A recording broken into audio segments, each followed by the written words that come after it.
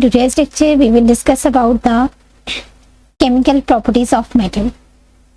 Metal की chemical properties के बारे में हम आज डिस्कस करने जा रहे हैं, ठीक है। तो सबसे पहले हम बात करते हैं मेटल्स बर्न इन एयर, ठीक है। मेटल ऑक्सीजन के साथ यानी कि एयर के साथ, ठीक है, कैसे रिएक्ट करती है और उसके रिजल्ट में क्या चीज हमें प्रोवाइड करती है। तो हम बात करते हैं कि what happens when metals are burned in air. Almost all metals combine with oxygen to form metal oxide. Metal जब ऑक्सीजन के साथ रिएक्शन करता है तो उसके रिजल्ट में मेटल ऑक्साइड प्रोवाइड करता है हमें, ठीक है। अब इसकी एग्जांपल छोटी सी देख लेते हैं हम यहाँ पे। तो कॉपर जब ऑक्सीजन के साथ रिएक्ट करता है तो कॉपर ऑक्साइड बना लेता है, ठीक है। अब हम यहाँ पे अगर बात करते हैं metal of oxides are basic in nature, ठीक है। Metals of oxides are basic in nature. जो मेटल्स के ऑक्साइड होते हैं, मेटल जब ऑक्सीजन के साथ रिएक्शन शो करते हैं तो उसके रिजल्ट में हमारे पास बेसिक ऑक्साइड्स बनते हैं, ठीक है, जैसे कि कॉपर ऑक्साइड CuO, ठीक है। इसी तरह से अगर हम लोग बात करते हैं Na सोडियम जब ऑक्सीजन के साथ रिएक्ट करता है तो उसके रिजल्ट में हमारे पास मिल जाता है जी Na2O, ठीक है। इसी तरह से अगर हम बात करते हैं मैग्नीशियम की तो मैग्नीशियम Mg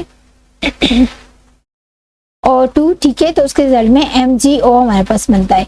ये हमारे पास मेटल के ऑक्साइड्स हैं, तो ये बेसिक इन नेचर होंगे। बेसिक इन नेचर का मतलब है कि जब हम लोग इनके सॉल्यूशंस में इन ऑक्साइड्स को वाटर में डिसॉल्व करेंगे, ठीक है। इन ऑक्साइड्स को जब हम लोग वाटर में डिसॉल्व करेंगे तो फिर उसमें लिटमस पेपर को डिप करेंगे तो वो लिटमस पेपर हमारे पास किस में कन्वर्ट हो जाएगा, रेड लिटमस पेपर से ब्लू लिटमस पेपर में कन्वर्ट हो जाएगा। इस तरह से हमें पता चलता है कि जो मेटल जब ऑक्सीजन के साथ रिएक्शन शो करते हैं उसके रिजल्ट में हमारे पास वो मेटल ऑक्साइड्स देते हैं और वो metal oxides basic in nature होते हैं। बेसिक इन नेचर को कंफर्म करने के लिए हम लोग लिटमस पेपर टेस्ट करते हैं। लिटमस पेपर जो होता है हमारे पास, जब अगर वो रेड कलर का लिटमस पेपर है तो उसको इस बेसिक सॉल्यूशन में डिप करेंगे तो वो रेड से ब्लू में कन्वर्ट हो जाएगा।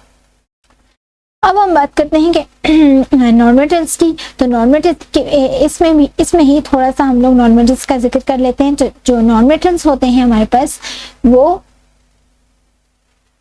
नॉन मेटल्स जो होते हैं वो हमें नॉन मेटल्स जो होते हैं जब ऑक्सीजन के साथ रिएक्शन शो करते हैं तो उसके रिजल्ट में हमें ऑक्साइड्स मिलते हैं, लेकिन वो ऑक्साइड एसिडिक इन नेचर होते हैं, एसिडिक इन नेचर होते हैं, ठीक है। तो एसिडिक इन नेचर होने का मतलब ये है कि जब हम लोग इस एसिडिक इन नेचर ऑक्साइड्स को जब हम लोग वाटर में डिसॉल्व करते हैं, उसका सॉल्यूशन बनाते हैं और उसमें लिटमस पेपर टेस्ट करते हैं तो वो litmus paper blue litmus paper से रेड लिटमस पेपर में कन्वर्ट हो जाता है। इसमें हमारे पास जो ऑक्साइड बना है वो एसिडिक इन नेचर ऑक्साइड है, ठीक है। फिर हम बात करते हैं आगे यहाँ पे कि जब अल्युमिनियम ऑक्सीजन के साथ रिएक्शन शो करता है तो अल्युमिनियम ऑक्साइड बना लेता है, लेकिन metals oxides which react with both acid as well as bases to produce salt and water is known as amphoteric oxides, ठीक है। तो हमारे पास यहाँ पे जो होते हैं मेटालिक ऑक्साइड्स जो होते हैं वो एम्फोटेरिक इन नेचर भी होते हैं। एम्फोटेरिक इन नेचर, ठीक है। एम्फोटेरिक इन नेचर होने का मतलब है जब वो ऑक्साइड एसिड के साथ रिएक्शन शो करते हैं तो वो बेस बन जाते हैं और जब वो बेस के साथ रिएक्शन शो करते हैं तो वो एसिड बन जाते हैं। और आपको पता है कि न्यूट्रलाइजेशन में एसिड और बेस जब आपस में रिएक्शन शो करते हैं तो उसके रिजल्ट में साल्ट और वाटर बनता है। तो हम लोग ने बोला है कि जो हमारे पास एसिडिक ये ऑक्साइड जो होते हैं मेटल के ऑक्साइड जो कि बेसिक इन नेचर होते हैं, ठीक है। इसके अलावा हमारे पास कुछ ऐसे मेटल के ऑक्साइड होते हैं वो एम्फोटेरिक इन नेचर होते हैं। एम्फोटेरिक इन नेचर होते हैं। एम्फोटेरिक इन नेचर होने का मतलब है जब वो मेटल ऑक्साइड एसिड के साथ रिएक्शन शो करेगा, जैसे HCl यहाँ पे ये एसिड के साथ रिएक्शन शो कर रहा है, ठीक है, तो वो आखिर में रिजल्ट में साल्ट और वाटर प्रोड्यूस करेगा। इसी तरह से जब मेटल ऑक्साइड हमारे पास बेस के साथ रिएक्शन शो करेगा तो यहाँ पे ये एक्ट करता है एज अ एसिड, ठीक है। यहाँ पे ये एक्ट करता है एज अ एसिड और यहाँ पे जब ये हाई रिएक्टिव एसिड के साथ रिएक्शन जो करता है तो वो एक्ट करता है मेटल ऑक्साइड यहाँ पे बेसिक इन नेचर। तो बेसिक की तरह एक्ट करता है। जब एसिड बेस आपस में मिलेंगे साल्ट और वाटर प्रोड्यूस होगा, और इधर भी जब एसिड और बेस आपस में रिएक्शन शो करेंगे साल्ट और वाटर प्रोड्यूस होगा। ये इस तरह के रिएक्शन को न्यूट्रलाइजेशन रिएक्शन कहते हैं, जिसमें एसिड की एसिडिटी खत्म हो जाती है और बेसिस की बेसिसिटी खत्म हो जाती है, और उसके रिजल्ट में साल्ट और वाटर हमें मिल जाता है। और यहाँ पे जो साल्ट होता है वो न्यूट्रल साल्ट होता है। न्यूट्रल साल्ट होने का मतलब ये है कि एसिड की एसिडिटी खत्म और बेसिक की बेसिसिटी खत्म, जिसके रिजल्ट में हमारे पास साल्ट मिला है, और वो साल्ट जो है वो न्यूट्रल होता है, और वाटर जो होता है वो भी न्यूट्रल होता है। मतलब इसकी जो pH होती है वो न्यूट्रल 7 होती है। Metal oxide which react with both acid, metal oxide acid की तरह भी एक्ट करते हैं एज वेल एज बेसिस की तरह भी एक्ट करते हैं to produce salt and water, is known as amphoteric oxides. Aluminium oxide, जिसमें एग्जांपल ले लेते हैं, मेटल ऑक्साइड की जगह हम यहाँ पे एग्जांपल ले लेते हैं हम aluminium oxide. Aluminium oxide react in the following manner with acid and bases. ठीक है, यहाँ पे हम लोग एल्युमिनियम ऑक्साइड को लिया जब हो और उसको एसिड के साथ रिएक्शन शो किया, तो यहाँ पे aluminium oxide as a base की तरह एक्ट कर रहा है, तो उसके रिजल्ट में हमारे पास साल्ट बन गया AlCl3।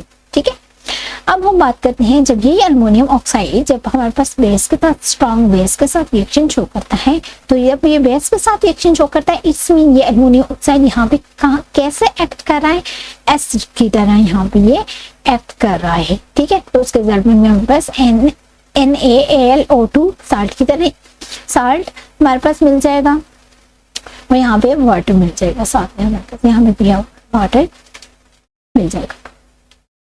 What happens when metals react with water? तब क्या होता है जब हमारे पास मेटल वाटर के साथ रिएक्शन शो करता है। ठीक है, metals react with water and produce metal oxide and hydrogen gas.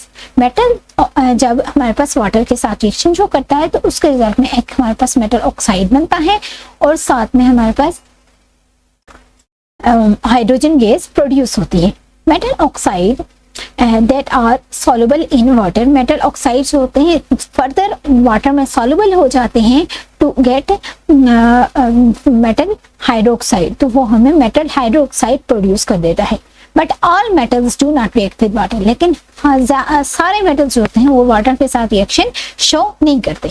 तो यहाँ पे हम लोग जनरली देखते हैं। देन उसके बाद रिएक्टिविटी सीरीज की तरफ जाएंगे, उसमें हम लोग एक्सप्लेन करेंगे कि कौन सा मेटल जो है वो रिएक्शन शो करता है वाटर के साथ, और कौन सा मेटल किस फॉर्म में वाटर के साथ रिएक्शन शो करता है, और कौन से मेटल जो है वाटर के साथ रिएक्शन शो नहीं करते।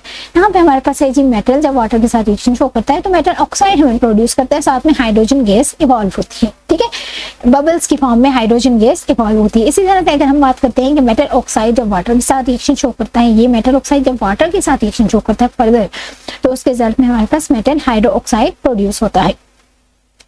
ये जनरल हमारे पास रिएक्शन है।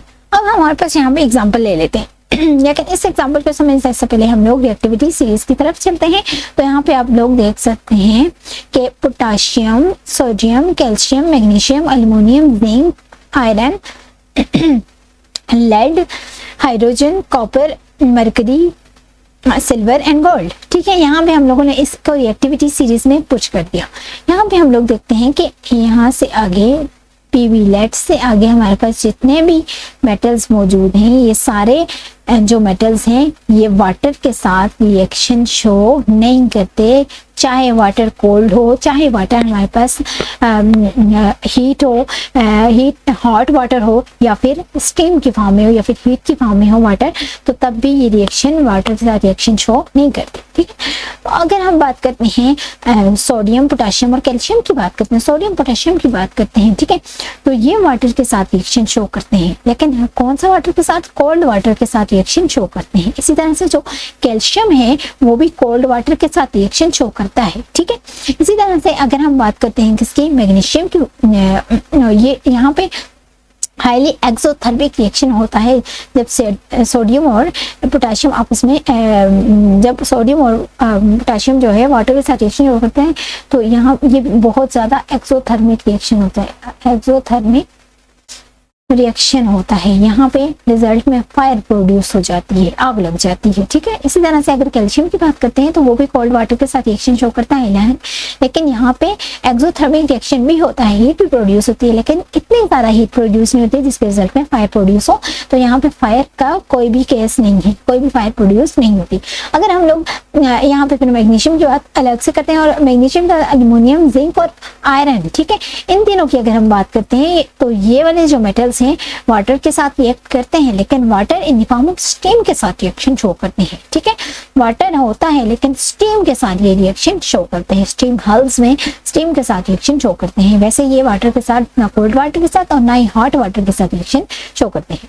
अब मैग्नीशियम की बात करते हैं, तो मैग्नीशियम जो है वो वाटर के साथ रिएक्शन शो करता है, लेकिन water in the form of hot water, ठीक है, वाटर वो भी हॉट वाटर के साथ रिएक्शन शो करता है मैग्नीशियम। अब हम बात करते हैं कि